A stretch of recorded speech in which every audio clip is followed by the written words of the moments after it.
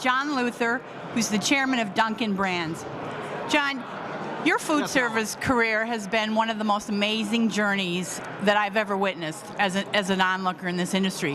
What have been some of the highlights? You won the gold plate, I know, which was a big one, but what about some of the other big highlights? I've had a great fortune of having a good career and have been acknowledged for it sort of unexpectedly. You work hard in this industry and you do all the right things and good things happen, but you never expect to get awards for it. And some of the honors I've had, the gold plate seriously is one of the high honors in my career, but getting the Mentor of the Year award with Alice Elliott's group was a highlight as well as the Golden Chain Award with the NRN and the Chain Leadership Award as well.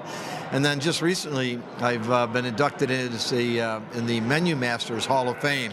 I think that's a pretty interesting award for a guy who can't cook, but I have such a great fascination with food and the quality of it, and if you're going to be in the food business, boy, food better be the star. So that was a pretty important one as well. And speaking of food, under your direction, there were a lot of menu rollouts at Dunkin' Donuts. How involved were you with some of those? Well, it's interesting. As I mentioned, food is, if you're going to be in the food business, food better be the star. So when we came to Dunkin', I realized that there was a lot more that we could do with the quality of the food and presenting it to the consumers, in addition to our great coffee and donuts. So what we did is I brought in what we call the Culinary Dream Team, headed up by Joe Scafito, and we brought in culinarians and chefs. And rather than go out to a supplier and say, make me 10 million of something, and said, create one of these.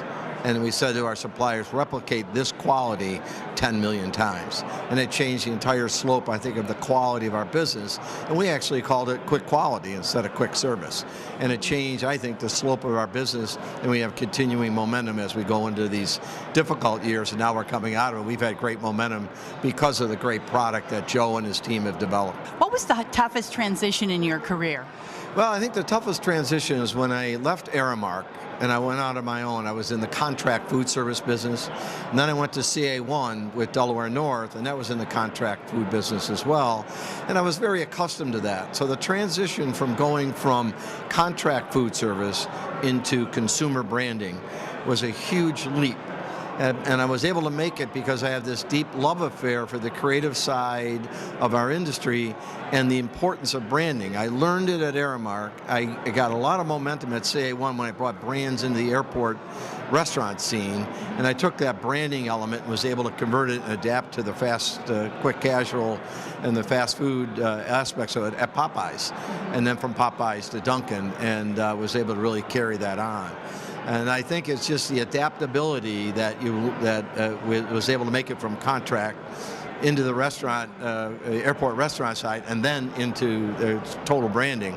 That was the toughest transition. And you're a real people person. So what do you think is the most fun about food service, and what is the most challenging part of it? Well, I think for me the most rewarding thing in food service is to be able to take define the strategic heartbeat of a brand and have that out there as something risky and adventurous that you can turn and change and the momentum of a brand.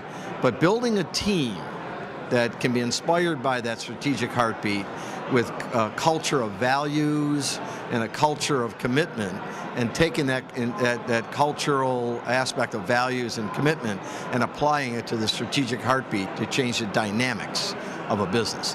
That has been the most rewarding.